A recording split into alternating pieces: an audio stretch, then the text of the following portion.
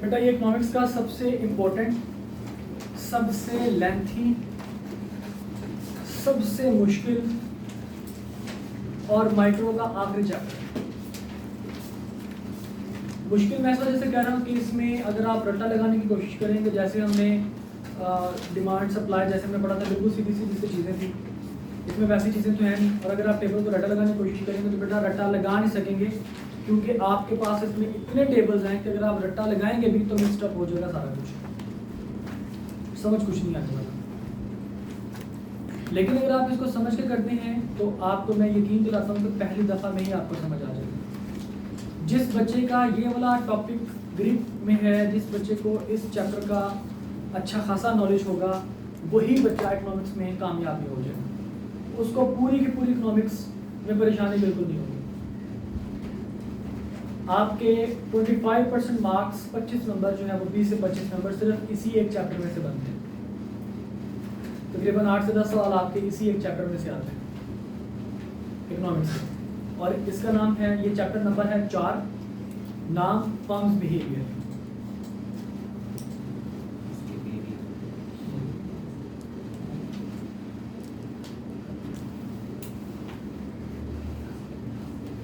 Firms behaviour को 3 हिस्सों में सेपरेट किया गया है, ये 4 हिस्से कह लें। Number 1 cost, production, revenue,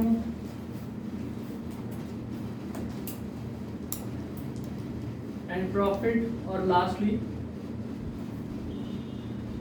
markets या फर्म्स। कॉस्ट एक हिस्सा, प्रोडक्शन दूसरा हिस्सा, रेवेन्यू प्रॉफिट तीसरा हिस्सा, मार्केट या फर्म्स चौथा हिस्सा। हकीकत में ये 4 चैप्टर्स मिलाकर एक चैप्टर आपका बनाया गया, इस वजह से ये सबसे ज़्यादा अहम है। और ये 4 चैप्टर्स आपस में इतने इंटरकनेक्टेड हैं कि अगर आपको एक टॉपिक समझ में नहीं आया तो दूसरा आपको बिल्कुल भी समझ नहीं आएगा, इसलिए ये कॉम्प्लिकेटेड है। और इसमें एक एक टॉपिक के तकरीबन कोई 3 से 4 टेबल्स हैं और उनके डिफरेंट डायग्राम्स हैं, और हर डायग्राम में एक टेक्निकल पॉइंट्स मौजूद हैं, इसलिए ये मुश्किल है। लेकिन अगर आप चीज़ों को बड़े स्मूथ वे में आसानी के साथ अगर आप इसको लेकर जाना चाहते हैं तो आपको एक एक पॉइंट बड़े ध्यान से समझना पड़ेगा। कोई बच्चा छुट्टी ना करे, जिस बच्चे ने एक छुट्टी कर ली समझने कि उसके लिए चैप्टर वेस्ट, क्योंकि आगे उसको कुछ समझ नहीं आएगा। अगर वो छुट्टी ना करे, क्लास में फिजिकली अपीयर हो लेकिन मेंटली वो कहीं और पे हो, तो फिर भी उसके लिए चैप्टर फिजूल है। तो बेटा आप फिजिकली भी मौजूद हो यहाँ पे और मेंटली भी यहाँ पे मौजूद हो, फिर जाके आपको चैप्टर समझ में आएगा। इस चैप्टर की अहमियत आप लोगों को बता चुका हूँ, कम से कम 20 नंबर इस चैप्टर में से पूछे जाते हैं। तो इस चैप्टर को हम लोग डिस्कस करते हैं, कंटिन्यू करते हैं हमारे कॉस्ट से। सबसे पहला जो हमारा टॉपिक होगा बेटा वो है कॉस्ट का। किसी भी चीज को बनाने के लिए उसकी cost, cost of production.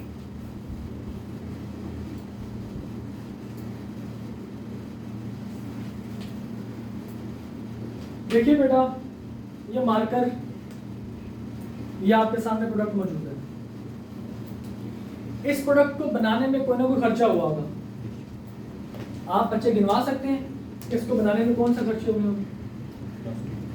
Plastic लगा होगा, रॉ मटेरियल लगा होगा, और इलेक्ट्रिसिटी लगी होगी, और लेबर लगी होगी, ट्रांसपोर्ट लगी होगी, और टैक्सेस लगी होंगी, और लेबर का मतलब इसको बनाने वाला, ऐसा ही है ना? और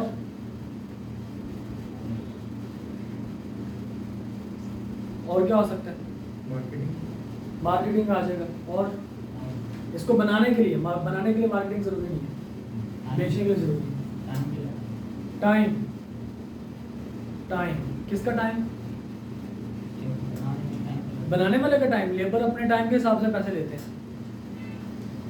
किसका टाइम की बात कर रहे हैं? ऐसी भी कोई कॉस्ट है जिसको हम लोग नॉर्मली इग्नोर कर देते हैं, जिसको हम लोग कंसीडर ही नहीं करते।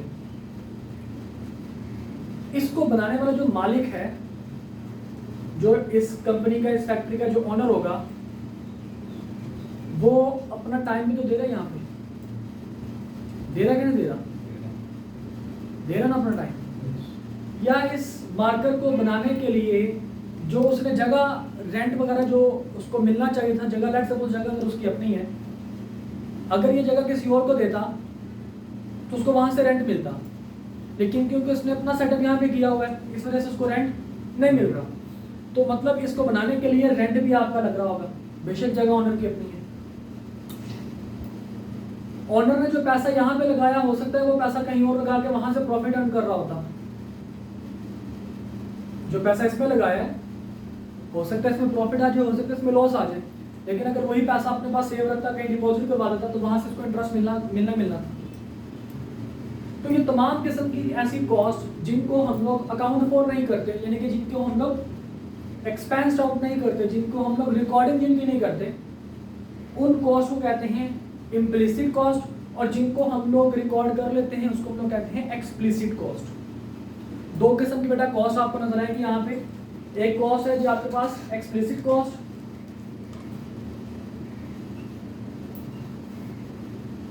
ये कौन सी कॉस्ट है, which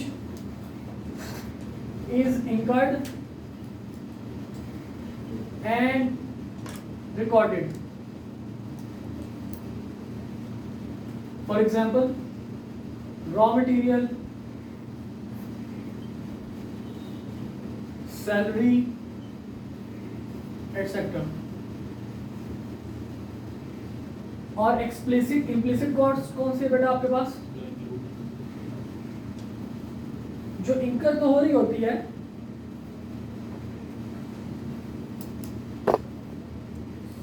which is incurred but not recorded।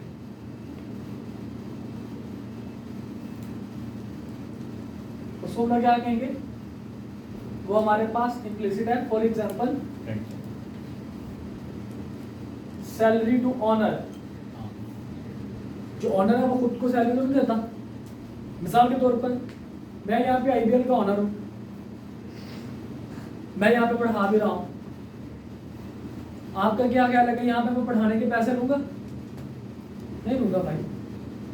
मतलब लोग मुझे पागल समझेंगे ना, मैं कहूँगा सर सैलरी, इधर मुकर भी कहता हूँ सर सैलरी, और इधर खड़ा आकर कहता हूँ जी जी सर आपकी सैलरी भी ट्रांसफर कर रहे हैं। अपने ही अकाउंट में अपने सैलरी ट्रांसफर करूँ, इस पॉकेट से पैसा निकालूँ, इस पॉकेट में डालूँ पैसे, लोग मुझे क्या कहेंगे, आप नहीं कह सकते, लोग कह रहे हैं, आप मेरे स्टूडेंट्स हैं, ठीक है जी।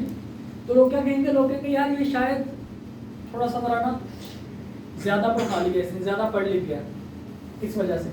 तो इसका मतलब सैलरी टू ऑनर जो है वो हकीकत में हम इग्नोर कर देते हैं। हालांकि ये ऑनर जो सर्विसेज मैं आपको यहाँ पे दे रहा हूँ, और मैं अपने आईपीएल से किसी किस्म का मैं सैलरी नहीं ले रहा क्योंकि मैं ऑनर हूँ आईपीएल का। अगर मैं यही सर्विसेज कहीं और दे रहा हूँ, मतलब मैं किसी और जगह पे पढ़ा रहा हूँ, तो मैं लाखों यहाँ से कमा सकता हूँ, लेकिन मैं लाखों की सैलरी अपने यहाँ पे मैं मुख्तस नहीं की क्योंकि मैं ऑनर हूँ। तो इसका मतलब क्या हुआ कि एक अपॉर्चुनिटी कॉस्ट है। तो अगर मैं यहाँ पे अपनी सर्विसेज देने की बजाय मैं कहीं और जाकर पढ़ा दूँ, वहाँ से मुझे एक्स्ट्रा इनकम मिल जाएगी। वो अपॉर्चुनिटी कॉस्ट है जो मैं ज़ाया करूँ, जो मैं वेस्ट कर रहा हूँ, ठीक है, जो मेरी कॉस्ट लग रही है। हकीकत में implicit cost normally opportunity cost होती है, ठीक है, कि आप एक चीज़ बजाय इसके कि आप यहाँ पे लगाएं जो कि नज़र नहीं आ रही कहीं पे, आप कहीं और लगाएं तो आपको विजिबल नजर आएगी, ठीक है। तो for example salary to owner, owner की जो सैलरी है ये आपके पास क्या कहलाती है, इम्प्लिसिट कॉस्ट। तो बेटा किसी चीज को बनाने में जो एक्सप्लिसिट और इम्प्लिसिट अगर इन दोनों कॉस्ट को मैं ऐड कर लूं तो मेरे पास एक कॉस्ट आती है, दैट इज इकोनॉमिक कॉस्ट। तो टोटल इकोनॉमिक कॉस्ट जो है वो बराबर होती है explicit cost plus implicit cost.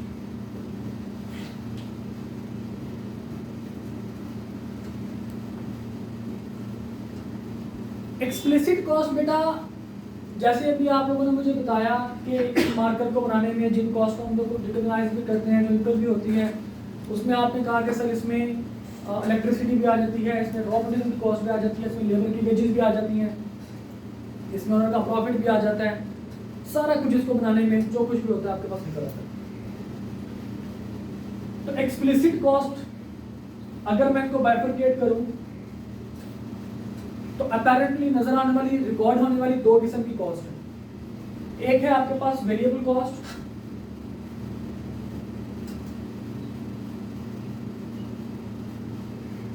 और एक है आपके पास फिक्स्ड कॉस्ट।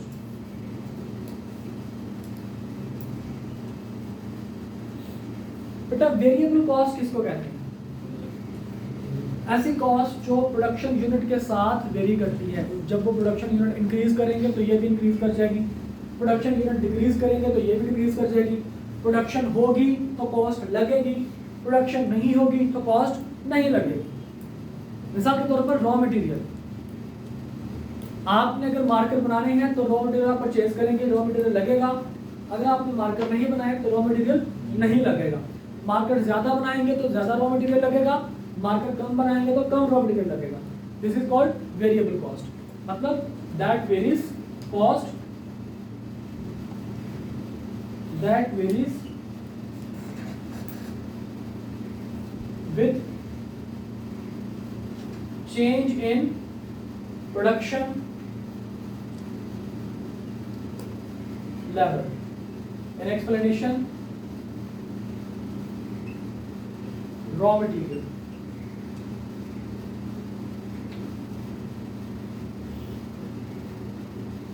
मिसाल के तौर पर आपको 1 किलो प्लास्टिक चाहिए एक मार्कर बनाने के लिए। लेट्स सपोज 1 किलो प्लास्टिक आपको चाहिए एक मार्कर बनाने के लिए, तो 100 मार्कर्स बनाने के लिए कितने किलो चाहिए? 100 किलो। और अगर 1 किलो 10 रुपए का है तो 100 किलो कितने के होंगे? 1000 रुपए के। ठीक है, और अगर आपको 1 किलो चाहिए तो आप कितने पैसे खर्च करेंगे? 10 रुपए। ओके, तो ये आपके पास प्रोडक्शन यूनिट के बढ़ने के साथ आपकी कॉस्ट भी बढ़ जाती है, that is your variable cost. एक और छोटी सी बात माइंड में बिठा लें। देखिए मैंने कहा कि वेरिएबल कॉस्ट ऐसी है जो प्रोडक्शन यूनिट बढ़ने के साथ बढ़ती है,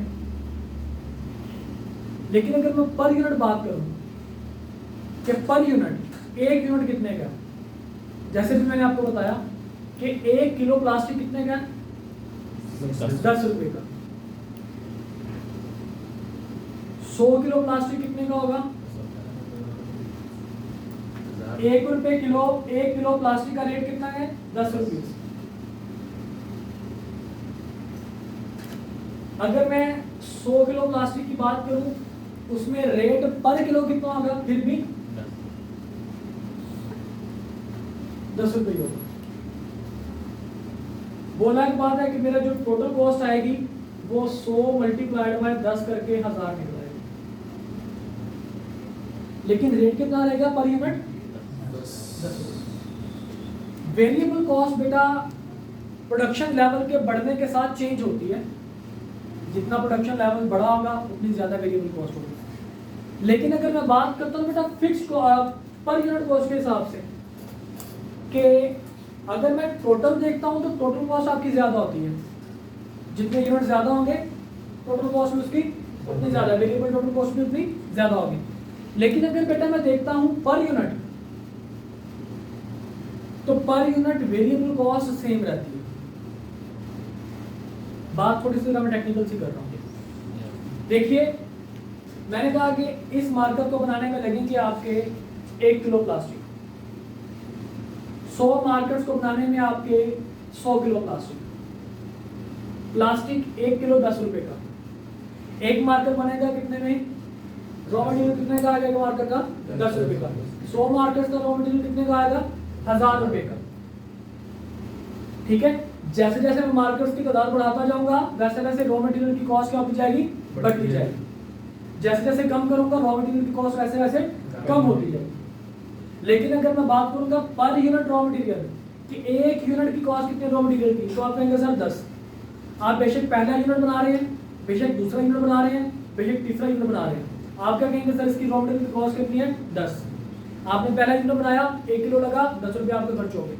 आपने दूसरा यूनिट बनाया 1 किलो लगा, 10 रुपये के खर्च हो गए। मतलब पर यूनिट जो आपकी वेरिएबल कॉस्ट है वो 10 रुपये है, जबकि अगर मैं 100 यूनिट की टोटल बात करूं तो वो टोटल आपकी वेरिएबल कॉस्ट कितनी है रॉ मटेरियल की 1000 रुपए।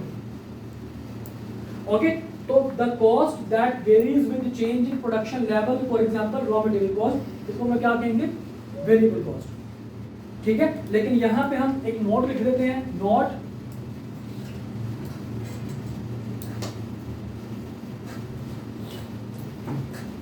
Variable cost per unit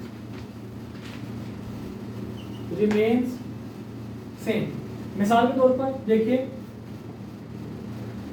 10 marker बनाने के लिए आपको 10 किलो चाहिए, जिसका मतलब कितना है 10 रुपए का 1 किलो है, आपका खर्चा कितना आएगा 100 रुपए। 10 आपके यूनिट्स हैं और 1 यूनिट को बनाने में वेरिएबल कॉस्ट कितनी लग रही है 10 रुपए। टोटल आपका कितना खर्चा आया 100 रुपए का। ठीक है, अब 1 यूनिट की कॉस्ट अगर आपने निकालनी है तो आप टोटल कॉस्ट को क्या करोगे नंबर ऑफ यूनिट से डिवाइड कर दोगे, आंसर कितना आएगा 10। अगर आपके पास 12 यूनिट है 10 रुपए का 1 यूनिट बनता है तो कितना खर्चा आएगा जी 120। अगर पर यूनिट निकालना चाहते हो तो इसको 12 से नंबर ऑफ यूनिट से डिवाइड कर दोगे, आंसर कितना आएगा 10। इसका मतलब क्या हुआ कि वेरिएबल कॉस्ट टोटलिटी में तो क्या करती है इंक्रीज करती है, लेकिन आपके पास पर यूनिट जब होती है तो वो सेम करे। Got it? अच्छा, अब बेटा बात करते हो फिक्स्ड कॉस्ट की। बेटा फिक्स्ड कॉस्ट ऐसी कॉस्ट होती है जो कि आप इनकम करते ही करते हैं, बेशक प्रोडक्शन हो या ना हो। प्रोडक्शन थोड़ी हो, प्रोडक्शन ज्यादा हो ना हो, ये आपने पैसे लगाने। फॉर एग्जाम्पल आपका रेंट है, बिल्डिंग का रेंट, आप 1000 यूनिट बनाते हो तो लेट्स सपोज आप 10,000 रेंट पे करते हो। अगर आप 1 लाख यूनिट बनाओगे तो क्या आप जो है वो 10 लाख रेंट पे करोगे? रेंट कितना होगा 10,000 ही होगा। अच्छा चलो आप यूनिट बनाते नहीं हो, आपने अपना प्लांट बंद किया हुआ है, यूनिट बन नहीं रहे, तो क्या रेंट पे नहीं करोगे? ऐसा लैंडलॉर्ड तो पहुंच जाएगा डेंडेस होटल लेके, वैसा रेंट पे करें। कोविड के सेशन में क्या हुआ था बेटा? कोविड के सेशन में हुकूमत ने हर चीज बंद कर दी थी, जितने भी आपके गोदाम थे वो सारे बंद हो चुके थे, प्रोडक्शन हाउसेस बंद हो चुके थे, प्रोडक्शन हो नहीं रही थी, तो क्या रेंट पे नहीं किया था हम लोगों ने? बिजनेसमैन ने रेंट पे किया था। शॉप्स आपकी सारी बंद थी, क्या शॉप्स के रेंट पे नहीं हो रहा था? रेंट पे इनका हो रहा था। समझ रहे बात को? तो रेंट बेटा आपका पे एक ऐसी चीज है जो कि आपने फिक्स्ड कॉस्ट देनी है, प्रोडक्शन हो ना हो, प्रोडक्शन ज्यादा हो, प्रोडक्शन कम हो, आपने रेंट पे करना ही करना है। That is called fixed cost. तो अब इसको मैं अगर ये कहूं कि cost that remains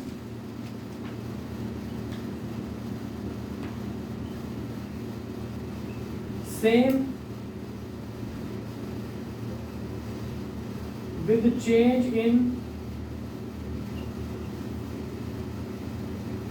production level.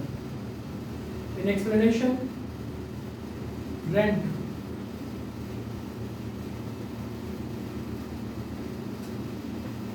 मिसाल के तौर पर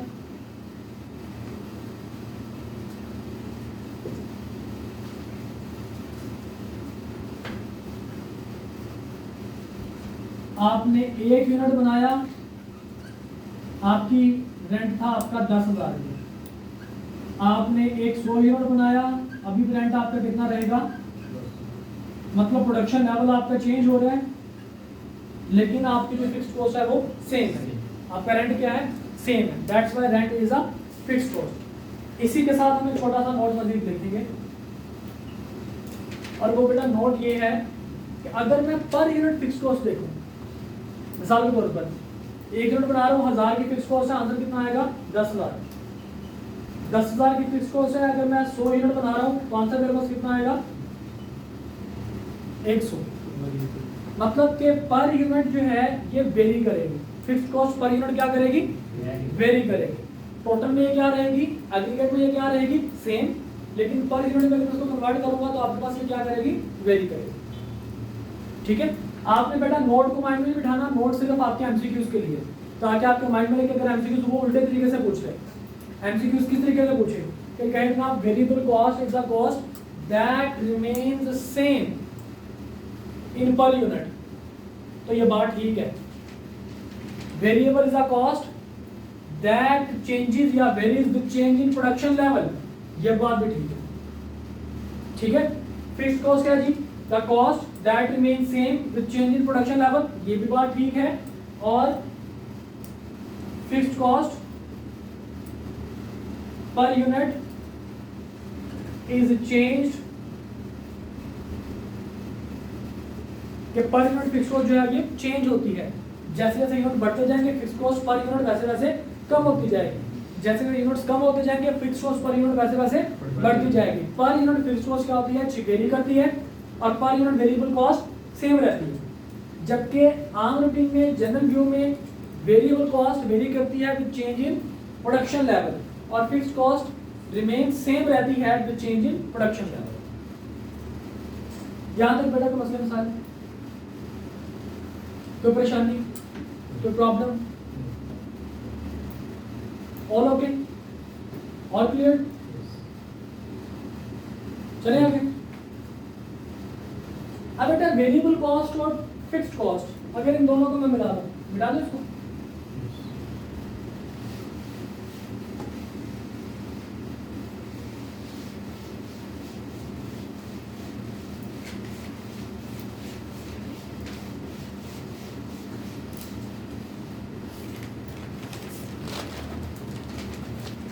मेरे पास आएगी टोटल कॉस्ट, किसी भी चीज के बनाने की टोटल कॉस्ट कितनी है जी?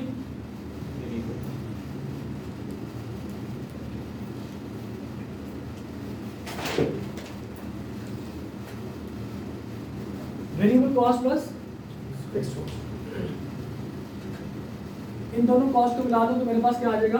टोटल कॉस्ट मेरे पास निकल आएगा। ओके, अब एक चीज होती है बेटा एवरेज कॉस्ट, इसको मैं ये भी लिख सकता हूं कि टोटल कॉस्ट बराबर है variable cost plus fixed cost, इसको ऐसे मैं लिख सकता हूं सिंबॉलिकली।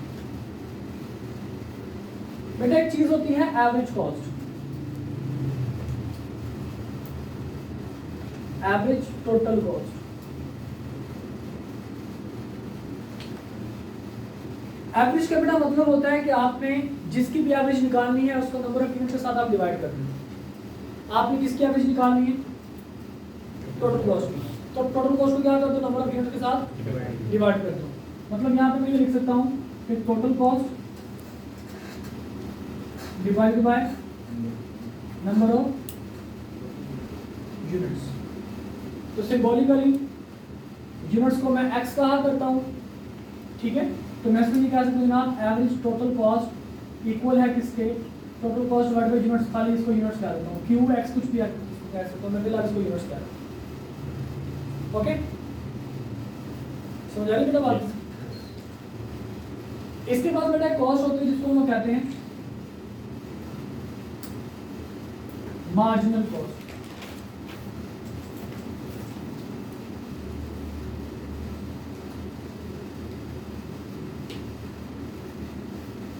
इस क्लास में कितने बच्चे भी बैठे हैं? लेट्स सपोज इस क्लास में 50 बच्चे बैठे हैं, अज्यूम कर लेते हैं। इस क्लास में कैपेसिटी भी है 10 और बच्चे बैठने की। जब 51वां बच्चा आएगा क्लास में बैठेगा तो उसके लिए उसकी कॉस्ट, उसको बच्चे को एंटरटेन करने की जो कॉलेज की कॉस्ट होगी वो क्या कॉस्ट होगी? क्या नया टीचर अपॉइंट करेंगे? टीचर तो वही रहेगा। क्या उसके अगर वो ना आता तो टीचर बुरा पढ़ाता, उसके आने के बाद टीचर ने अच्छा पढ़ाना शुरू कर दिया? नहीं। कैपेसिटी थी, क्या उसके लेक्चर क्लास का आपने अरेंज किया? नहीं। क्या आपने उसको अलग से फैसिलिटेट किया? नहीं। सिर्फ उसकी एक ही कॉस्ट, ज़्यादा से ज़्यादा उसकी एक ही कॉस्ट लगी है, और वो ये है कि जनाब वो जिस चेयर पे बैठा हुआ है उसमें वो जगह उसने कैप्चर की हुई है, वो वहाँ पे आके बैठ गया। और उसके अलावा जनाब वो बच्चा जो है वो थोड़ी सी ज़रा अटेंशन मांगेगा टीचर से कि सर मैंने पीछे से नहीं पढ़ा हुआ, मुझे ज़रा एक्स्ट्रा टाइम दे दो। ज़्यादा से ज़्यादा उसकी यही कॉस्ट होगी। इसी तरह हर आने वाला बच्चा जो होगा उसकी कॉस्ट ऐसा ऐसा क्या होती जाएगी, कम होती जाएगी। हर आने वाले यूनिट की, प्रोडक्शन यूनिट की, हर आने वाले बच्चे की जो कॉस्ट होगी उसको हम लोग कहते हैं मार्जिनल कॉस्ट। जो यहाँ पे पहला बच्चा बैठा होगा उसकी कॉस्ट और दूसरे बच्चे की कॉस्ट सेम नहीं होगी, क्योंकि पहले बच्चे के लिए टीचर की कॉस्ट भी लगेगी, रूम की कॉस्ट भी लगेगी, इलेक्ट्रिसिटी की कॉस्ट भी लगेगी। लेकिन जैसे दूसरा बच्चा आएगा उसके लिए टीचर की कॉस्ट अरेंज नहीं करनी पड़ेगी, उसके लिए रूम की कॉस्ट अरेंज नहीं करनी पड़ेगी। ज़्यादा से ज़्यादा क्या होगा, ज़्यादा से ज़्यादा जहाँ वो चेयर की कॉस्ट लग जाएगी या कुछ उसको अदर फैसिलिटेशन दी जाएंगी वो उसकी कॉस्ट लग जाएगी। जब तीसरा बच्चा आएगा वो दूसरे की निस्बत कम उसकी कॉस्ट होगी। ऐसे ही हर आने वाला बच्चा जब तक ये कैपेसिटी फिलअप नहीं हो जाती तब तक जो है वो हर आने वाले बच्चे की कॉस्ट पहले अगले की निस्बत क्या होती जाएगी, कम होती जाएगी। जैसे ही 60 बच्चे पूरे हो जाएंगे,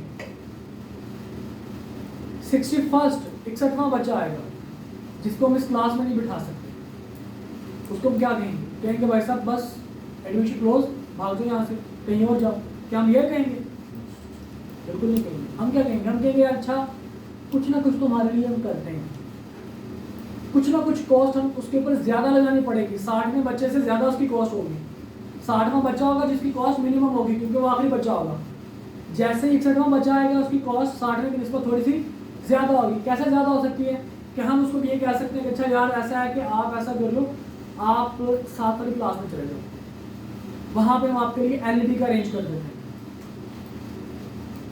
तुम थोड़ा सा पीछे होकर बैठ जाओ, तुम्हारे लिए हम लोग माइक ले आते हैं, तुम्हारी विजिबिलिटी के लिए हम कैमरा लगा देते हैं, ताकि अगर क्वेश्चन हो तो मेरे से यहाँ से डायरेक्टली मेरे से पूछ लो। अगर 10-12 बच्चे आ गए मैं क्या कहूँगा, अब उन लोगों का नहीं भाई, तुम लोगों की अलग से क्लास होगी, अलग से हम तुम्हारा बैच बनाएंगे। ये सारा कुछ क्या है? ये सारा कुछ आपके पास हर आने वाले बच्चे की कॉस्ट को क्या कहते हैं, मार्जिनल कॉस्ट। जो कैपेसिटी का आखिरी स्टूडेंट होगा, जो कैपेसिटी का आखिरी यूनिट होगा, उसको हम लोग क्या कहेंगे, ये उसके लिए क्या है जी, ये मिनिमम मार्जिनल कॉस्ट। उसके बाद हर आने वाला यूनिट उसकी कॉस्ट क्या होती जाएगी, बढ़ती जाएगी।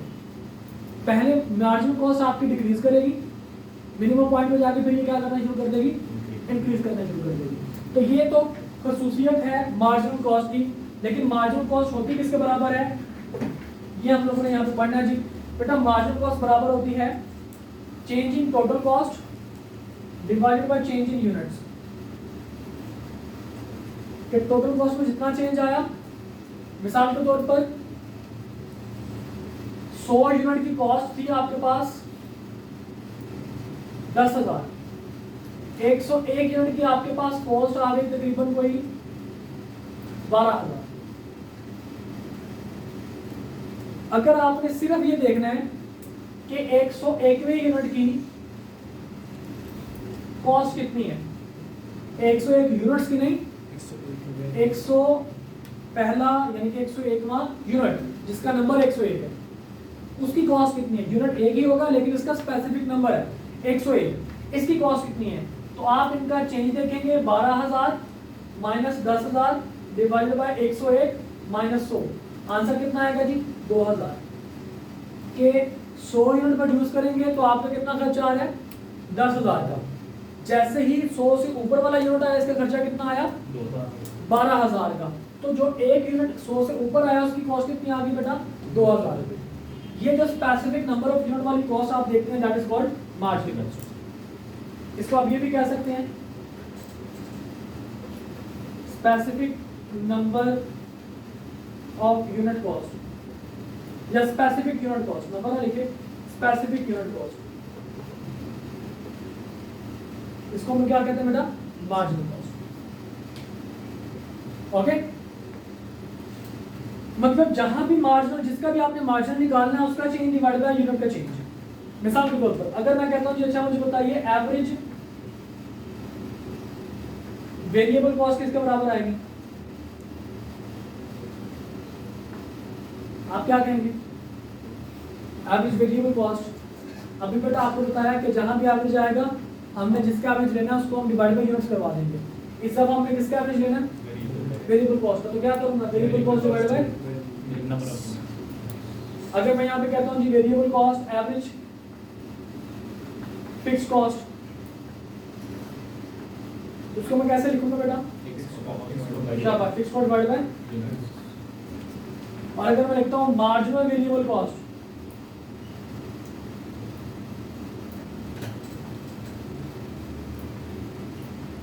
बेटा किसके बराबर आना चाहिए? Change in variable cost divided by change in units. शाबाश। तो मार्जिन का मतलब होता है स्पेसिफिक नंबर यूनिट, और कैसे कैलकुलेट करते हैं? Change divided by change of units. ध्यान से बड़े मसले सारे ऑल ओके। अभी हम मार्जिनल कॉस्ट की बात कर रहे थे बेटा कि मार्जिनल कॉस्ट जो है वो आपकी क्या करती है? वो पहले डिक्रीज करती है, एक मिनिमम पॉइंट पे आने के बाद वो क्या कर जाती है? इंक्रीज कर जाती है। ठीक है, इस चीज को हम लोग एक टेबुलर फॉर्म में इसको हम लोग बयान करेंगे। बेटा दो इसको।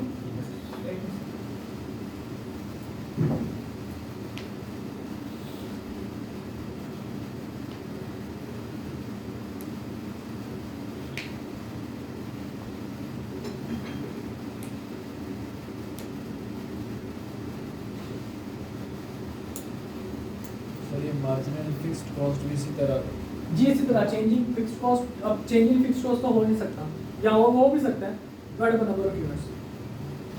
ठीक है जी, कर दो यस। आज लिखना हो गया।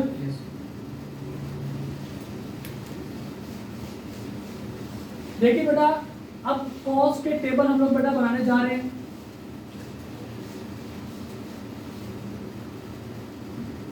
देखिएगा जी कॉस्ट का टेबल कैसे बनेगा। एक तरफ हम लोग लेंगे यूनिट्स,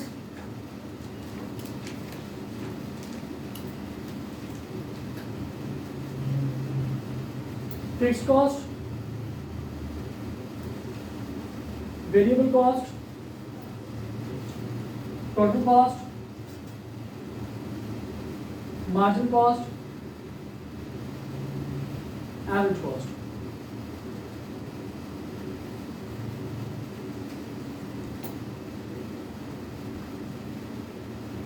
बेटा इस टेबल में कुछ आपकी असम्पशंस होती हैं, कुछ एज्यूम्ड वैल्यूज होती हैं। वो वैल्यूज अज्यूम जो आप लेंगे वो किस सिचुएशन से लेंगे, वो सिचुएशन में आपको बता दूंगा। वो वैल्यू आप कुछ भी ले सकते हैं।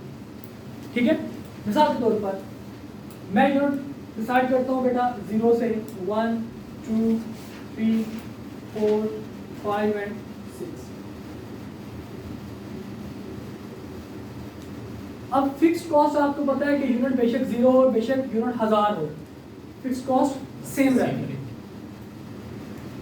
लेट्स सपोज मैं अज्यूम करता हूँ जी फिक्स्ड कॉस्ट 0 पे 10 थी, तो एक यूनिट की फिक्स्ड कॉस्ट 10, 2 की भी 10, इसी तरह से आपके पास 10 फिक्स्ड कॉस्ट आती रहेगी। तो सबसे पहले बेटा आपने कॉलम बनाना है किसका? फिक्स्ड कॉस्ट का। सेकंड नंबर पे बेटा अब वेरिएबल कॉस्ट तो आपको पता है कि वेरी करती है, वो हमें नहीं पता कितनी है। टोटल कॉस्ट आपको पता है कि वेरिएबल प्लस फिक्स्ड कॉस्ट होती है। इस लेकिन हमें एक चीज पता है कि मार्जिनल कॉस्ट पहले क्या करेगी? इंक्रीज करेगी, डिक्रीज करेगी। एक सर्टेन पॉइंट पे आने के बाद, मिनिमम पॉइंट के बाद ये इंक्रीज करना शुरू कर देगी। तो 0 पे तो आपको पता है कि 0 पे वेरिएबल कॉस्ट होती कोई नहीं है। अगर वेरिएबल कॉस्ट नहीं है तो टोटल कॉस्ट 0 पे कितनी होगी? 0 पर 0 10 होगी। मार्जिनल कॉस्ट भी 0 पे कुछ नहीं होगी और एवरेज कॉस्ट भी 0 पे कुछ नहीं होगी। 0 का मतलब कोई प्रोडक्शन नहीं हो रही। जब प्रोडक्शन नहीं हो रही तो मार्जिनल कॉस्ट नहीं है, और अगर मार्जिनल कॉस्ट नहीं तो एवरेज कॉस्ट भी नहीं है। पहले यूनिट से बेटा हम लोग स्टार्ट करते हैं। पहले यूनिट पे आपकी जो मार्जिनल कॉस्ट थी, फिक्स्ड कॉस्ट का कॉलम बनाने के बाद आपने पहला कॉलम बनाना है मार्जिनल कॉस्ट का। पहला आपके पास जनाब कॉस्ट कौन सा? मार्जिनल कॉस्ट का यूनिट कैसे आएगा? लेट्स सपोज हम कहते हैं इसको स्टार्ट करते हैं हम लोग 30 से। 30 20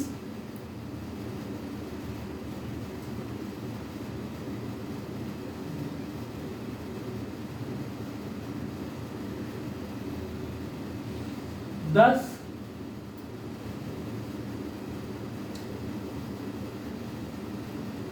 10 20 30। ये सारी की सारी बेटा वैल्यूज एज्यूम है। पहले मैंने क्या किया? मैंने डिक्रीज किया। मिनिमम पॉइंट कौन सा है? अब देखो तीसरे यूनिट पे भी 10 है, चौथे पे भी 10 है। तो मिनिमम पॉइंट बेसिकली ये ऐसे है कि जैसे 60 बच्चों की कैपेसिटी थी, 61st स्टूडेंट 61वां बच्चा आया, मैंने इसको यहीं पे एडजस्ट कर लिया। मैंने कहा तुम्हें एलईडी लगा देंगे, तुम्हें माइक लगा देंगे तुम्हारे लिए, उसको मैंने एडजस्ट कर लिया, उसकी कॉस्ट मैंने मिनिमम रखी। लेकिन इसके बाद आने वाला जो बच्चा होगा फिर मुझे इसकी कॉस्ट क्या करनी पड़ेगी, थोड़ी सी ज़्यादा बढ़ानी पड़ेगी। वो आपके पास 20, 30, 40 ऐसे आपके पास आते हैं। ओके, तो ये मेरी सारी की सारी वैल्यूज अज्यूम्ड है, आप कुछ भी इसकी वैल्यू ले सकते हैं। आपने पहले डिक्रीज करवाना है, मिनिमम पॉइंट पे आने के बाद आपने इसको क्या करना है, इंक्रीज करवाना है। बस ये रूल आपने माइंड में बिठाना है, ठीक है। अब इसकी जो इससे आपको मिलेगी टोटल कॉस्ट। देखिए बेटा, मार्जिनल कॉस्ट किसके बराबर थी, change in total cost divided by change in units. अगर मैं चेंज इन यूनिट्स को उधर जाके मल्टीप्लाई कर दूं तो चेंज इन टोटल कॉस्ट किसके बराबर आएगा, marginal cost multiplied by change in units के बराबर आएगा। ऐसे ही है ना। अब चेंज इन यूनिट आपके पास कितना है, कितना चेंज आ रहा है, एक एक यूनिट का, हर यूनिट में कितना फर्क है, एक यूनिट का फर्क है। तो इसका मतलब, और टोटल कॉस्ट में जनाब अगर मैंने देखना है कि चेंज इन टोटल कॉस्ट आपके पास कितना आया, तो एक यूनिट के हिसाब से मार्जिनल कॉस्ट अगर मैं ऐड करता जाऊंगा हर आने वाले यूनिट की, तो मेरे पास क्या निकलती आएगी, टोटल कॉस्ट निकलती आएगी। आम भाषा में अगर ये चीज़ आपको समझ नहीं आई तो कोई मसला नहीं, इस चीज़ को फिलहाल आप इग्नोर करें। आप टोटल कॉस्ट कैसे निकाल सकते हैं, आप पिछली टोटल कॉस्ट में आने वाली हर मार्जिनल कॉस्ट को क्या करते जाओ, ऐड करते जाओ। क्योंकि मार्जिनल कॉस्ट क्या होती है, हर आने वाली यूनिट की कॉस्ट। मार्जिनल कॉस्ट आपके पास क्या होती है, unit of cost of an additional unit, हर आने वाली यूनिट की कॉस्ट।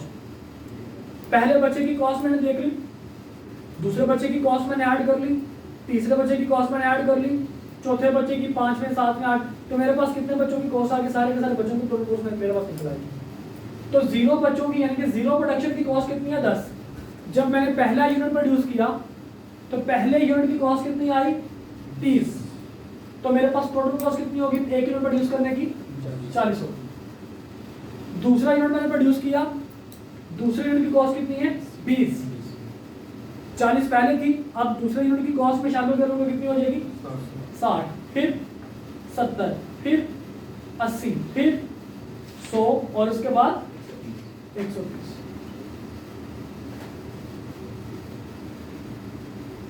यहां तक किसी बच्चे को समझ में आ गया। मार्जिनल कॉस्ट बेटा मैंने अपनी मर्जी से पहले उसको डिक्रीज करवाया, कांस्टेंट करवाया, फिर मैंने अपनी मर्जी से उसको इंक्रीज करवा दिया, क्लियर। और टोटल कॉस्ट मैंने पिछली टोटल कॉस्ट को आने वाली हर मार्जिनल कॉस्ट में ऐड करता गया, मेरे पास टोटल कॉस्ट का कॉलम पूरा हो गया। और अब आपके पास वेरिएबल कॉस्ट निकलेगी। वेरिएबल कॉस्ट बेटा कैसे निकलेगी, टोटल कॉस्ट में से फिक्स कॉस्ट माइनस कर दूं, मेरे पास क्या आ जाएगी, वेरिएबल कॉस्ट। क्योंकि हम सब जानते हैं कि टोटल कॉस्ट किसके बराबर है, variable cost plus fix cost. तो वेरिएबल कॉस्ट किसके बराबर आएगी, total cost minus fix cost. 40 में से 10 माइनस किया, आंसर 30, 50, 60, 70, 90, 120।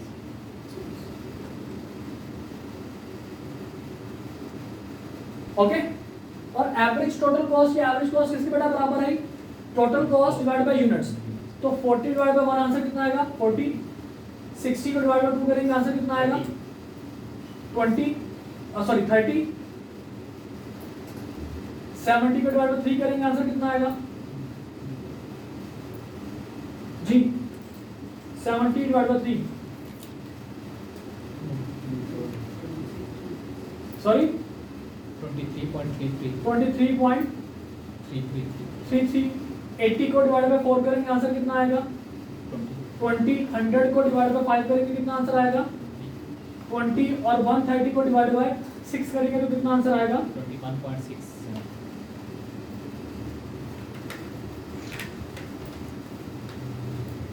ओके। जहां तक बेटा मसला सारे, यहां तक की प्रॉब्लम। टोटल कॉस्ट बेटा दोबारा सुन लीजिए। मार्जिनल कॉस्ट की मदद से आप टोटल कॉस्ट निकाल सकते हैं। कैसे, टोटल कॉस्ट हकीकत में क्या है, तमाम यूनिट की कॉस्ट। मार्जिनल कॉस्ट का मतलब क्या है, हर यूनिट की कॉस्ट, एक एक यूनिट की कॉस्ट। अगर आप आने वाले हर यूनिट की कॉस्ट ऐड करते जाए पिछले यूनिट की कॉस्ट के अंदर, तो आपके पास टोटल कॉस्ट निकल आएगी। मैंने कहा जी मैंने 0 यूनिट बनाए, मेरे 10 रुपये खर्चा आ गया क्योंकि फिक्स कॉस्ट 10 रुपये थी। अब मैंने पहला यूनिट बनाया, एक यूनिट, उसकी कॉस्ट कितनी है जी 30 रुपये, तो मेरी टोटल खर्चा कितना आ गया, एक यूनिट बनाने में 40 रुपये। अब जब मैंने दूसरा यूनिट बनाया, सेकंड यूनिट एक ही है लेकिन उसका नंबर कौन सा, सेकंड यूनिट, दूसरे यूनिट को बनाने में कितना खर्चा आया 20 रुपये। अब पहले यूनिट बनाने को 40 रुपये, दूसरे को बनाने में 20 रुपये। अब 2 यूनिट्स को बनाने में मेरा कितना खर्चा आ गया? 40 एक यूनिट के लिए था, अब 2 यूनिट के लिए 60 रुपये। ठीक है, ऐसे ही हर आने वाले मार्जिनल कॉस्ट को मैं पिछले टोटल कॉस्ट में ऐड करता जाऊंगा, मेरे पास कॉस्ट निकल आएगी। Got it? यहाँ तक मसले मसाइल, यहाँ तक problem, all clear, all okay, पक्की बात है। चलें जी, इंशाल्लाह कल इसको यहीं से बेटा कंटिन्यू करेंगे, इसके डायग्राम हम इंशाल्लाह यहाँ पे बनाएंगे और दोबारा इसमें एक पॉइंट और आपको बताने वाला है, वो पॉइंट डायग्राम के साथ मैं आपको बनाऊंगा। फिलहाल इसी चीज़ को डाइजेस्ट कीजिए, ये चैप्टर हम आराम से पढ़ेंगे ताकि बच्चों को समझ आ सके। ओके, चलें जी। सर ये एक चीज़ पूछ लो सर। जी जी प्लीज सर ये जैसे मार्जिनल कॉस्ट है जी, तो अब जैसे पहले हमारे पास कैपेसिटी थी, फिर कम होती गई, फिर बढ़ गई, तो फिर एक टाइम दोबारा ये 30 से कम होती जी है। बिल्कुल बिल्कुल, लेकिन हमने सिर्फ अपने एक मॉडल तक हमने रहना, ठीक है। दोबारा एक टाइम आएगा कि ये बढ़ने के बाद फिर कम होना शुरू हो जाएगी। जी। ठीक है, तो ये इस तरह से चलेगी, लेकिन हमें सिर्फ डिक्रीज और इंक्रीज हमें सिर्फ शो करवाना है। ओके,